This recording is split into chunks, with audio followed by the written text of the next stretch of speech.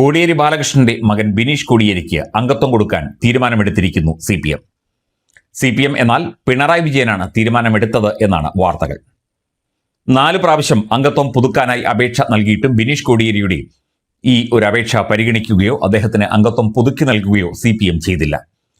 2020 ഇദ്ദേഹം ഒരു മയക്കുമരുന്ന് വ്യാപാരവുമായി ബന്ധപ്പെട്ട കേസിൽപ്പെടുകയും തുടർന്ന് ED അദ്ദേഹത്തിന്റെ തിരുവനന്തപുരം മരുതൻകുഴിയിലുള്ള വസതി റെയ്ഡ് ചെയ്യുകയും ചെയ്തു.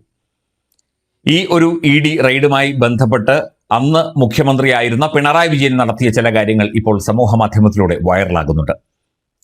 കോടിയേരി ബാലകൃഷ്ണന്റെ മകന് ഒരു നീതി, പിണറായി വിജയന്റെ മകൾക്ക് മറ്റൊരു നീതി, ഇതാണോ പാർട്ടിയിലെ രീതി എന്ന് ചോദിച്ചുകൊണ്ടാണ് ഈ വീഡിയോ ഇപ്പോൾ പലരും ഷെയർ ചെയ്യുന്നത്.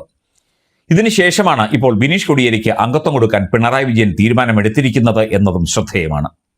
മാത്രമല്ല, തിരുവനന്തപുരത്ത് EDക്കെതിരെ സംഘർഷമുണ്ടായപ്പോൾ CPM പ്രവർത്തകരെ നിയന്ത്രിക്കാൻ ശ്രമിക്കുകയും എന്നാൽ അതിശക്തമായി പ്രതിഷേധിക്കുകയും ചെയ്ത വ്യക്തിയാണ് ബിനീഷ് കോടിയേരി. അദ്ദേഹം ഒരു കറകളഞ്ഞ രാഷ്ട്രീയ നേതാവിന്റെ മകനാണ് എന്നുള്ള കാര്യം എല്ലാവർക്കും അറിയാം. മാത്രമല്ല, രാഷ്ട്രീയം കണ്ടുവളർന്ന വ്യക്തിയുമാണ്. SFIയിലൂടെയും DYFIയിലൂടെയും ഒക്കെ തന്നെ അദ്ദേഹത്തിന്റെ പോരാട്ട വീര്യം പലകുറി കാണിച്ചിട്ടുമുണ്ട്. നിരവധി കേസുകളും അദ്ദേഹത്തിനെതിരെ ഉണ്ടായിട്ടുണ്ട്.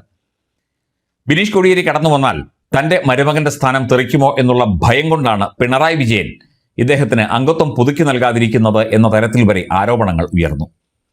അതായത് രണ്ടാം നിര പുതുതലമുറ നേതാക്കളെയൊക്കെ തന്നെ ഒതുക്കി നിർത്തിക്കൊണ്ട് മരുമകനെ സ്വന്തം സ്ഥാനത്തേക്ക് അവരോധിക്കാൻ പിണറായി വിജയൻ നടത്തുന്ന ശ്രമങ്ങളുടെ ഭാഗമായിട്ടാണ് ബിനീഷ് കോടിയേരിയെ പാർട്ടിയിലേക്ക് അടുപ്പിക്കാത്തത് എന്ന് വരെ ആളുകൾ പറഞ്ഞു പരത്തി. പക്ഷേ ഇപ്പോൾ അംഗത്വം കൊടുത്തതിലൂടെ മറ്റൊരു രാഷ്ട്രീയ മുഖമാണ് തെളിയുന്നത്. ഈ എൻഫോഴ്സ്മെന്റ് ഡയറക്ടറേറ്റ് റെയ്ഡ്, സ്വന്തം മകൾക്കെതിരെയുള്ള ആരോപണങ്ങൾ, അതുപോലെ തന്നെ അറസ്റ്റ്, നോട്ടീസ്, സമൻസ് തുടങ്ങിയ കാര്യങ്ങൾ, അതുപോലെ എല്ലാത്തിനെയും തെരുവിൽ നേരിടാൻ ഇപ്പോൾ CPM തീരുമാനിച്ചിരിക്കുന്നു. അങ്ങനെയുള്ള നിരവധി കാര്യങ്ങൾ ഇപ്പോൾ രാഷ്ട്രീയ ചർച്ചയാകുമ്പോൾ ബിനീഷ് കോടിയേരിയെ പോലെ ഒരു നേതാവ് കൂടെയുണ്ടെങ്കിൽ ഒരു തടയായിട്ട് അതിനെ മാറ്റാം എന്നും പിണറായി വിജയൻ കരുതുന്നുണ്ടാകണം എന്നും പലരും പറയുന്നു. രാഷ്ട്രീയ നിരീക്ഷകർ അങ്ങനെയാണ് അതിനെ വിലയിരുത്തുന്നത്.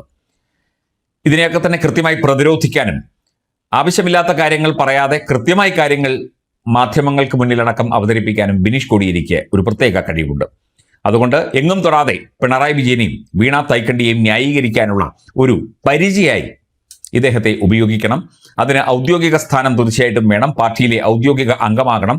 വഴിയിൽ കൂടെ പോകുന്നവർക്ക് എന്തായാലും പാർട്ടിയുടെ അഭിപ്രായം പറയാൻ കഴിയില്ല. അപ്പം CPMന്റെ അഭിപ്രായം അവതരിപ്പിക്കുന്ന ഒരു പ്രചാരകനായി അല്ലെങ്കിൽ ഒരു ന്യായീകരണ തൊഴിലാളിയായി ബിനീഷ് കോടിയേരിയെ ഇറക്കാനുള്ള ശ്രമമാണ് എന്നും പറയപ്പെടുന്നുണ്ട്.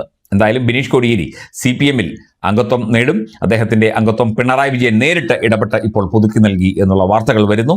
അതിന് ഇത്തരം സൂചിപ്പിച്ച കാരണങ്ങൾ ഉണ്ട് എന്നും പറയപ്പെടുന്നു.